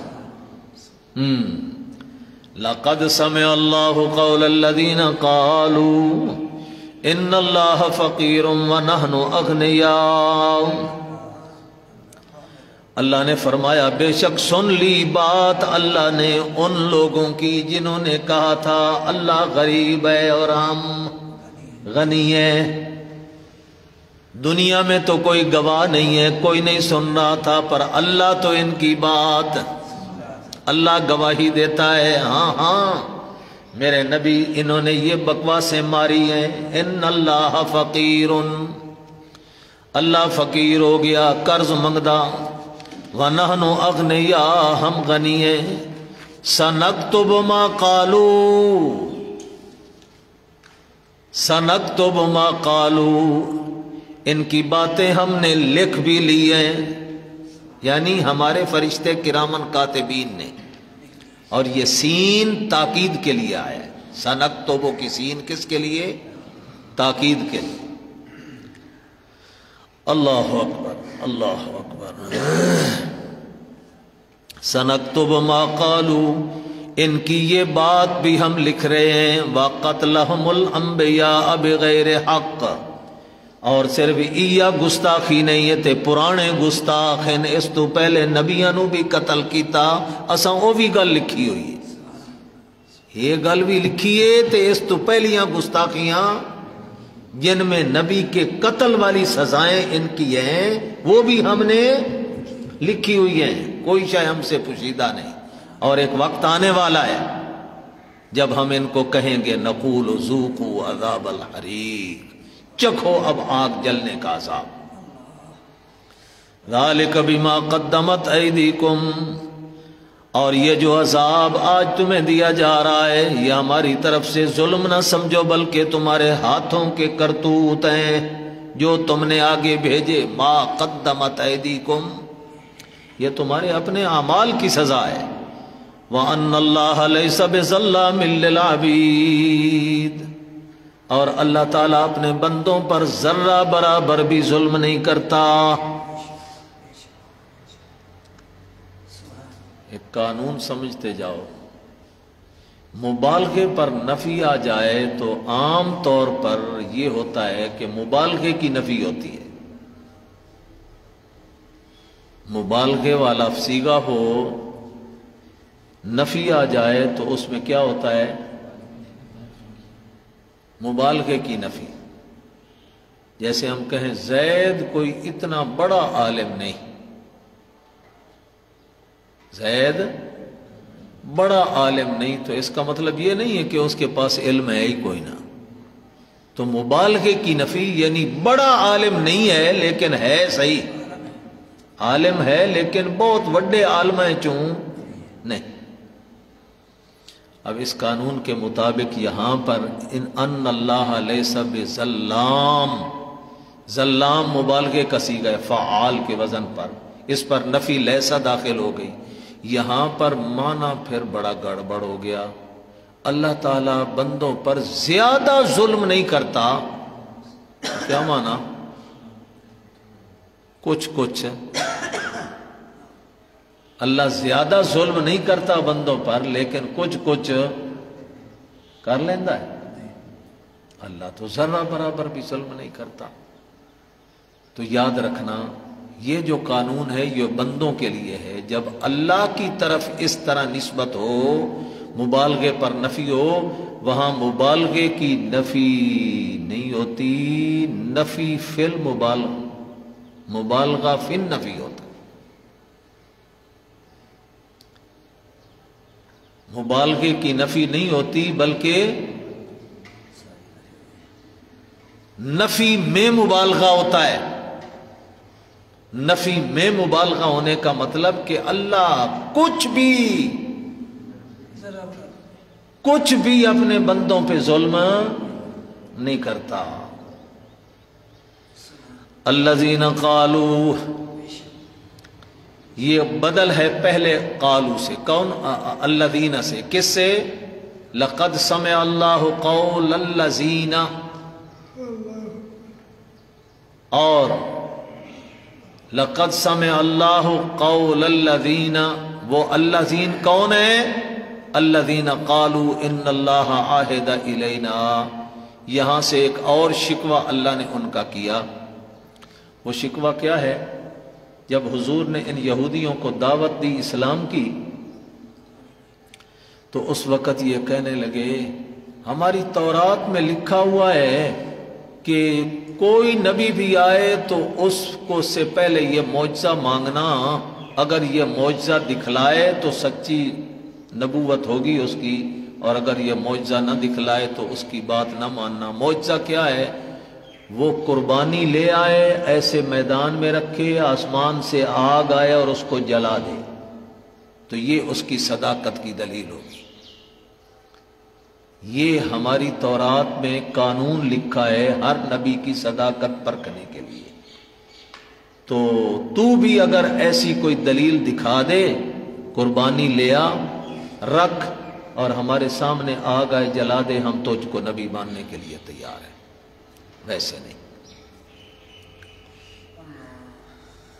اللہ نے فرمایا میرے نبی پہلی گل بالکل چٹا جھوٹ، تورات میں ایسی کوئی بات نہیں لکھی ہوئی، صرف ایک نبی نے اپنا یہ معجزہ دکھلایا تھا، لیکن ہر نبی کے معجزے تو الگ الگ ہوتے ہیں۔ اب ایک نبی کا اگر میں نے یہ معجزہ بنا کے دیا اس کو، تو اس سے یہ کہاں لازم آ گیا کہ ہر نبی سے یہی ایک ہی معجزے کی طلب کرتے رہیں یہ؟ اور دوسرا، تورات میں یہ تو لکھا ہوا ہی کوئی نہیں کہ جو بھی نبی آئے اس سے یہ معجزہ مانگو، اگر وہ معجزہ دکھلائے یہ آگ اس کی قربانی کو جلائے تو مانو، نہ جلائے تو نہ مانو، ان سے یہی مطالبہ کرو، لے آؤ تورات کو، کہاں لکھا ہوا ہے؟ دوسرا جواب، ان سے یہ پوچھو جس نبی نے یہ معجزہ دکھلایا تھا انہوں مان لے اسی تسی؟ چلو میرے کو تو اس معجزے دی طلب کر رہے ہو کہ یہ دکھلاؤ تے مننا گے، لیکن جو نبی یہ معجزہ لے آیا اس کو سچا نبی مان لیا تھا؟ بدبخت ہو تساں تے حد ہی کر دیتی ہے بالکل۔ جو نہ کوئی تمہارا مطلوبہ معجزہ دکھائے تو نئے معجزے کی طلب ہے، اور جو دکھلائے اس کو بھی ماننا کوئی نہیں ہے۔ تمہاری تو گھٹی میں یہ بات پڑی ہوئی ہے، حد سے زیادہ تعدی کرنا اور نبی کی نبوت کو جھٹلانا۔ الذین قالوا، یہ یہودی لوگ، یہ اللہ نے ہم سے عہد و میثاق لے رکھا ہے جب تک کوئی نبی یہ معجزہ نہ دکھلائے ایمان نہیں لانا۔ قل، جواب اس کا، قد جاءکم رسل من قبلی بالبینات، مجھ سے پہلے کئی رسول اپنے اپنے معجزات لے کے آئے، تم نے وہ بھی نہیں مانا ان کو۔ وبالذی قلتم، اور یہ معجزہ قربانی والا، آگ جلانے والا، بالذی قلتم، یہ معجزہ بھی نبیوں نے دکھلایا۔ تساں صرف اے نہیں کہ منیا نہیں بلکہ قتل بھی کر دیتا اس نبی نے۔ ایک تو ہے صرف ماننے سے انکار کیا، صرف ماننے سے انکار ہی نہیں کیا بلکہ قتل کر دیا ان کو۔ فَلِمَ قَتَلْتُمُوهُمْ، جب سچا معجزہ تمہیں دکھلا دیا تھا کیوں قتل کیا تم نے؟ ان کنتم صادقین، اگر تم سچے ہو۔ فَإِن كَذَّبُوكَ، اس میں تسلی نبی پاک صلی اللہ علیہ وسلم کے لیے، اے میرے نبی اگر یہ آپ کو جھٹلاتے ہیں یہ کوئی نئی بات نہیں ہے۔ فَقَدْ كُذِّبَ رُسُلٌ مِّن قَبْلِكَ، آپ سے پہلے بھی کئی رسول جن کو جھٹلا دیا گیا۔ جاءوا بالبینات، واضح دلائل بھی لے کے آئے تھے، والزبر، کتابیں بھی، چھوٹی چھوٹے صحیفے بھی، اور والکتاب المنیر، بڑی روشن کتاب بھی لے کے آئے، لیکن ان بدبختوں نے سب کو جھٹلا دیا۔ کل نفس ذائقۃ الموت، مضمون جہاد، اور جہاد سے مت بھاگو، مت سمجھو کہ جہاد کرنے سے موت آئے گی، نہیں کریں گے تو بچ جائیں گے، بچو گے نہیں، بلکہ ہر جان ہے موت کا ذائقہ چکھنا ہے۔ اور یہودیوں تم بھی مت جھٹلاؤ میرے نبیوں کو، ایک دن مرنا ہے تم نے، اللہ کے سامنے پیش ہونا ہے۔ وَإِنَّمَا تُوَفَّوْنَ أُجُورَكُمْ يَوْمَ الْقِيَامَةِ، اور تمہیں تمہارا بدلہ پورا پورا دیا جائے گا قیامت کے دن۔ فَمَنْ زُحْزِحَ عَنِ النَّارِ وَأُدْخِلَ الْجَنَّةَ فَقَدْ فَازَ، جس کو بچا لیا گیا آگ سے اور داخل کر دیا گیا جنت میں، یہی کامیاب ہے۔ فقد فازا، یہی فوز و فلاح حاصل کر گیا۔ وَمَا الْحَيَاةُ الدُّنْيَا إِلَّا مَتَاعُ الْغُرُورِ، جہاد کے ساتھ ساتھ پھر انفاق کا طرف اشارہ، اور مال خرچ کرو، مال خرچ کرو، مال سے محبت نہ لگاؤ کیونکہ یہ تو دھوکے کا سامان ہے، یہ بندے کے ساتھ وفا نہیں کرتا مال۔ مل حیات الدنیا، یہ دنیا کی زندگی کیا ہے؟ الا متاع الغرور، سامان ہے دھوکے کا۔ لَتُبْلَمُنَّ فِي أَمْوَالِكُمْ وَأَنفُسِكُمْ، جہاد بھی کرو، مال بھی خرچ کرو، اللہ کی آزمائشیں آئیں گی تمہارے مالوں میں بھی اور جانوں میں بھی. اگر ویسے خرچ نہیں کرو گے تو کیا ہوگا؟ ویسے مال کہیں اڑ جائے گا، چوری ہو جائے گی، ڈاکہ پڑ جائے گا. اللہ کی آزمائش کسی طرف سے بھی آ سکتی ہے. اور اگر اپنی جان کو اللہ کی راہ میں نہیں لوٹاؤ گے، ویسے کسی حادثے میں بھی تو مر سکتے ہو، کسی بیماری کے اندر مر سکتے ہو. تو اللہ تعالیٰ کی یہ آزمائشیں مختلف انداز میں آتی رہتی ہیں. اللہ مالوں کے اندر بھی تمہاری آزمائش کرے گا، جانوں کے بارے میں بھی تمہاری آزمائش کرے گا. وَلَا تَسْمَعُنَّ مِنَ الَّذِينَ أُوتُوا الْكِتَابَ مِنْ قَبْلِكُمْ، اور تم اہل کتاب سے سنتے رہو گے. وَلَا تَسْمَعُنَّ فعل فاعل ہے، اذًا کثیرہ آخر میں دیکھو یہ اس کا مفعول بھی ہے. وَلَا تَسْمَعُنَّ اذًا کثیرہ، اور سنتے رہو گے تم مکروہ باتیں، دل خراش باتیں. اذًا کثیرہ، جن کے سننے سے تمہیں تکلیف ہو، ایسی باتیں تمہیں سننی پڑیں گی. کن سے؟ من الذین اوتوا الکتاب من قبلکم، اہل کتاب سے بھی جن کو تم سے پہلے کتاب دی گئی. ومن الذین اشرکوا، اور مشرکوں سے بھی. اہل کتاب سے بھی دل خراش باتیں سننی پڑیں گی. تان و تشنیع، گالی گلوچ، گندی زبان تمہارے بارے میں استعمال کریں گے اہل کتاب بھی. وَمِنَ الَّذِينَ أَشْرَكُوا، اور مشرک بھی. اب شاید کہ مغالطہ لگے، اہل کتاب ہورن تے مشرک ہورن، مشرک اہل کتاب نہیں تے اہل کتاب مشرک نہیں. اگر توجہ سے میرے پہلے اسباق سن لیے ہیں تو پھر یہ اشکال نہیں پڑے گا. اس کا جواب میں کئی دفعہ دے چکا ہوں پچھلے سبقوں میں. مشرک دو قسم کے تھے، کچھ کتابی مشرک تھے، کچھ وثنی مشرک. کچھ کتابی مشرک تھے، اہل کتاب بھی مشرک. اہل کتاب عزیر علیہ السلام کو اللہ کا بیٹا نہیں مانتے تھے، نصرانی عیسیٰ علیہ السلام کو اللہ کا بیٹا نہیں مانتے تھے. یہ موحد ہیں، اللہ کی اولاد ماننے والے موحد ہیں. قرآن آگے کہتا ہے سبحانہ وتعالی عما یشرکون، جن جن اللہ کے نبیوں کو عزیر اور عیسیٰ کو انہوں نے اللہ کا بیٹا بنایا، اللہ اس شرک سے پاک ہے. تو یہ کتابی مشرک. اور کچھ وثنی مشرک تھے. وثنی وثن سے، وثن کا معنی بت، جو بت پرست مشرک تھے، کسی آسمانی کتاب کے قائل نہیں تھے. اس لیے پہلا مشرک اہل کتاب، وَمِنَ الَّذِينَ أَشْرَكُوا کا مطلب وثنی مشرک، جن کو کتاب نہیں دی گئی تھی، جو کسی شریعت سماوی کے قائل نہیں تھے. وَإِن تَصْبِرُوا وَتَتَّقُوا، اور اگر صبر کرو گے اور تقوی اختیار کرو گے، فَإِنَّ ذَلِكَ مِنْ عَزْمِ الْأُمُورِ، ہے بڑے ہمت کے کاموں میں سے جو کر لے. یہ دونوں کام، صبر اور تقوی، جو بھی کر لے بڑا ہمت کا کام ہے، لیکن اس کا کام بن جائے، کامیاب ہو جائے. وَإِذَا أَخَذَ اللَّهُ مِيثَاقَ الَّذِينَ أُوتُوا الْكِتَابَ، یہ زجر ہے اہل کتاب کے لیے. اللہ نے تم سے جو وعدہ کیا تم اپنے وعدے کو چھوڑ چکے ہو، بھول چکے ہو. وَإِذَا أَخَذَ اللَّهُ مِيثَاقَ الَّذِينَ أُوتُوا الْكِتَابَ، اور جب اللہ تعالیٰ نے وعدہ لیا ان لوگوں سے جو جن کو کتاب دی گئی. کیا وعدہ لیا؟ لَتُبَيَّنُنَّهُ لِلنَّاسِ، اللہ کی توحید کو، نبی کی رسالت کو، قیامت کے واقع ہونے کو، جہاد کو، انفاق کو، ان سارے مضمونوں کو بیان کرنا ہے، چھپا کے نہیں رکھنا. لَتُبَيَّنُنَّهُ لِلنَّاسِ وَلَا تَكْتُمُونَهُ، چھپانا نہیں ہے ان مضمونوں کو. دودھ کا دودھ، پانی کا پانی کر کے کھلم کھلا اللہ کی توحید بیان کرو. لیکن فَنَبَذُوهُ وَرَاءَ ظُهُورِهِمْ، انہوں نے کیا کیا؟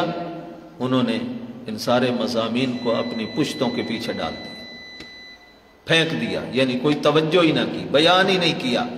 بلکہ وشترو بہی ثمنا قلیلا، الٹا مال حقیر مانگا، دنیا سے خریدا، مال بٹورنے لگے لوگوں کے سامنے. فبئس ما یشترون، بہت برا مال ہے جو یہ خرید رہے ہیں اللہ کی کتاب کے عوض میں. لا تحسبن الذین یفرحون بما اتوا ویحبون ان یحمدوا بما لم یفعلوا فلا تحسبنہم بمفازۃ من العذاب. مت گمان کرو ان لوگوں کو جو کہ خوش ہوتے ہیں بما اتوا، ایسے کام کرنے سے جو وہ کر رہے ہیں، اپنے افعال برے کرتے ہیں لیکن برے افعال پر خوش ہوتے ہیں. نمبر 2 وَيُحِبُّونَ أَن يُحْمَدُوا بِمَا لَمْ يَفْعَلُوا، اور چاہتے جاؤنا بما اتوا، وہ خوش ہوتے ہیں اپنے ان کاموں پر جو کر رہے ہیں، یعنی کام برے کرتے ہیں اور سمجھتے ہیں ہم اچھے کام کر رہے ہیں. اور دوسرا یحمدوا بما لم یفعلوا، کم کوئی چنگا کیتا کوئی نہیں تے آدن ساڑیاں تعریفاں ہوں دیا رب. یحبون ان یحمدوا بما لم یفعلوا، کم کرن کوئی نہ، جہاد کرن کوئی نہ، اللہ دی توحید بیان کرن کوئی نہ، تے کہن لوگ ہماری تعریف کریں، واہ جی واہ علامہ صاحب، علامہ صاحب، علامہ صاحب، آپ نے تو ماشاءاللہ کمال کر دیا، اللہ کی توحید بیان کر دی. جہاد ایک مکھی نو بھی ماریا کوئی نہیں تے آکھن واہ جی واہ تسی تے سینکڑوں کافر قتل کر دیتے تے مار دیتے. برے عمل کرن تے خواہش ہوئے تعریف دی، یفرحون بما اتوا، اچھے کام کر رہے ہیں، اور اچھے کام کرن نہیں تے چاہمن تعریفاں ساڑیاں ہوندیاں رمن. یحبون ان یحمدوا، چاہتے ہیں کہ ان کی تعریف ہوتی رہے، بما لم یفعلوا، ایسے کاموں کی جو کر نہیں رہے. فلا تحسبنہم بمفازۃ من العذاب، فلا تحسبنہم بمفازۃ من العذاب، مت گمان کرنا ایسے لوگوں کو کہ یہ عذاب سے بچ جائیں گے، نہ، وَلَهُمْ عَذَابٌ عَلِيمٌ، ان کے لیے بہت دردناک ہے. وَلِلَّهِ مُلْكُ السَّمَاوَاتِ وَالْأَرْضِ، اور اللہ ہی کے لیے بادشاہت آسمان و زمین کی. یہ آخری 5ویں بار میں نے بتایا تھا مرکزی دعویٰ کا اعادہ کیا جائے گا. 5ویں بار اللہ ہی کے لیے ہے بادشاہت آسمان و زمین کی. کیا مطلب؟ اللہ ہی سارے اختیارات کا مالک ہے، جو چاہے کرے. واللہ علی کل شیء قدیر، ہر چیز پہ قادر ہے. ان فی خلق السماوات والارض، اب للہ ملک السماوات والارض سے لے کر آخری رکوع تک، اس آخری رکوع میں چاروں مضمون سورت آل عمران کے ان کی دہرائی اور اعادہ کیا جا رہا ہے، مضمون کو سمیٹا جا رہا ہے. کتنے مضمون تھے؟ اللہ کی توحید، نبی کی رسالت، جہاد اور انفاق. جہاد اور للہ ملک السماوات والارض، اللہ کی توحید آ گئی. ان فی خلق السماوات، یہی مسئلہ آگے چلتا رہا، اس پر دلیل. ان فی خلق السماوات والارض واختلاف اللیل والنہار لآیات لأولی الالباب، بے شک آسمان و زمین کی تخلیق میں اور رات اور دن کے آنے جانے میں نشانیاں ہیں عقل مندوں کے لیے. الذین یذکرون اللہ قیاما، جو کہ اللہ کا ذکر کرتے ہیں کھڑے ہو کر بھی، وقعودا، بیٹھ کر بھی، فکر کرتے ہیں اللہ کی آسمان و زمین کی تخلیق میں، اور بے ساختہ بول اٹھتے ہیں اور ربنا ما خلقت ھذا باطلا، پروردگار کوئی شے بھی تو نے باطل اور بیکار نہیں بنائی. سبحانک فقنا عذاب النار، تیری ذات شریکوں سے پاک ہے، ہمیں عذاب سے بچا لینا. ربنا انک من تدخل النار فقد اخزیتہ، اے پروردگار جس کو تو نے آگ میں داخل کر دیا اس کو تو نے رسوا ہی کر دیا. اللہ ایسی رسوائی سے ہمیں بچا لینا، آگ میں داخل نہ کر لینا، کیونکہ جس کو داخل کر دیا ما للظالمین من انصار، ایسے ظالموں کے لیے کوئی حمایتی نہیں ہوگا جو ان کو آگ سے نکال سکے. ربنا اننا سمعنا منادیا ینادی للایمان، یہاں سے رسالت کا بیان، اس میں کیا ہے؟ رسالت کا بیان۔ اے پروردگار ہم نے سنا ایک منادی کو، منادین، منادی سے مراد رسول اللہ صلی اللہ علیہ وسلم کی ذات، ہم نے ایک آواز لگانے والے کو سنا، ینادی للایمان، جو ایمان کی آوازیں لگا رہا تھا، لا الہ الا اللہ، آؤ اللہ کی پہچان کر لو، اللہ کو وحدہ لا شریک مان لو، ان آمنوا بربکم، ایمان لاؤ اپنے رب کے اوپر جیسے حق ہے ایمان لانے کا، اور وہ کون سا حق ہے؟ خالص، اسی پر امیدیں لگاؤ، مخلوق پر امیدیں نہ لگاؤ۔ تو ہم نے کیا کیا؟ یہ آواز سن کر فآمنا، ہم نے اس کی بات مان لی، کلمہ پڑھ لیا۔ لیکن اس کلمہ پڑھنے سے پہلے اللہ بہت سارے گناہ غفلت میں ہو چکے، شرک ہو چکا، بدعات ہو چکی، آئندہ بھی انسان ہے غلطی کمی کوتاہی ہو جائے، ربنا فاغفر لنا ذنوبنا، اے پروردگار ہمارے گناہوں کو معاف کر دینا، وکفر عنا سیئاتنا، اور ہماری سیئات چھوٹے صغائر کو بھی مٹا دینا، وتوفنا مع الابرار، اور ہمیں خاتمہ نیکوں کے ساتھ کرنا۔ توفنا، ہمیں فوت کرنا، ہمیں موت کرنا، سنگت کن کی؟ نیکوں کی۔ ربنا وآتنا ما وعدتنا علی رسلک، پروردگارا دینا ہمیں وہ کچھ جو اپنے رسولوں کو وعدے کیے، جو تو نے رسولوں کے ساتھ وعدے کیے ہیں، ان وعدوں میں ہمیں بھی حصے دار بنا دینا، ہمیں بھی وہ چیزیں عطا فرما دینا۔ ولا تخزنا یوم القیامہ، اور نہ رسوا کرنا ہمیں قیامت کے دن، انک لا تخلف المیعاد، تو وعدہ خلافی نہیں کرتا۔ فاستجاب لهم ربهم، فرمایا میرے عقل مند بندوں نے یہ مجھ سے دعائیں کی تو میں نے قبول کر لی۔ فاستجاب لهم، رب نے ان کی دعاؤں کو قبول کیا اور وعدہ کیا، انی لا اضیع عمل عامل منکم من ذکر او انثی، میں کبھی بھی ضائع نہیں کروں گا کسی عمل والے کے عمل کو، تم میں سے چاہے مرد ہو یا عورت، من ذکر او انثی، جو بھی کوئی عمل کرے گا چھوٹا یا بڑا، میں اس کے عمل کو ضائع، بعضکم من بعض، تم سارے برابر ہو، یعنی عمل کرنے میں برابر ہو کا یہ مطلب نہیں ہے کہ عمل کرنے میں سب کے عمل ایک جیسے، بلکہ نہ برابر ہونے کا مطلب بدلے میں برابر، کہ میں کسی کو بدلہ دوں اور کسی کو نہ دوں، یہ نہیں ہو سکتا، سب کو دوں گا۔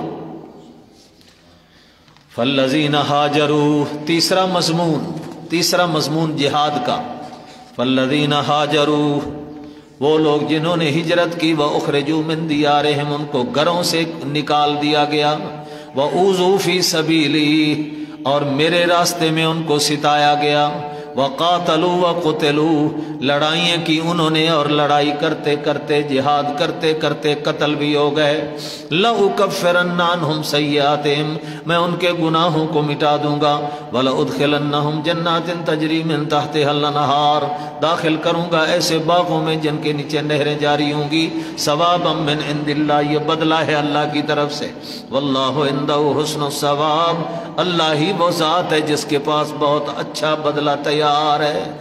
لا یغرنک تقلب الذین کفروا فی البلاد،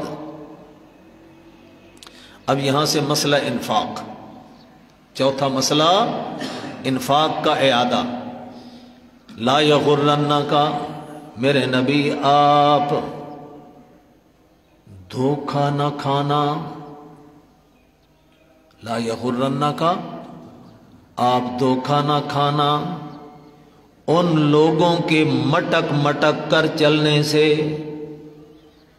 جو کافر ہیں، فی البلاد، شہروں میں، بڑے اعلیٰ قسم کے جوڑے لگا کر، بڑے اعلیٰ قسم کے جوتے پہن کر، پگڑیاں دے ترے کٹ کے، مٹک مٹک کے چل دینے، میرے نبی ان کے مال کو، ان کے جوڑوں کو، کپڑوں کو دیکھ کر، ان کے گھوڑوں کی ٹاپیں دیکھ کر، کہیں یہ نہ خیال کرنا اللہ انتے بہت راضی ہے، نہ جن کو دنیا کا میں مال دے دوں، یہ تو میں فرعون کو، حامان کو، قارون کو، ان جیسوں کو بہت دے دیتا ہوں،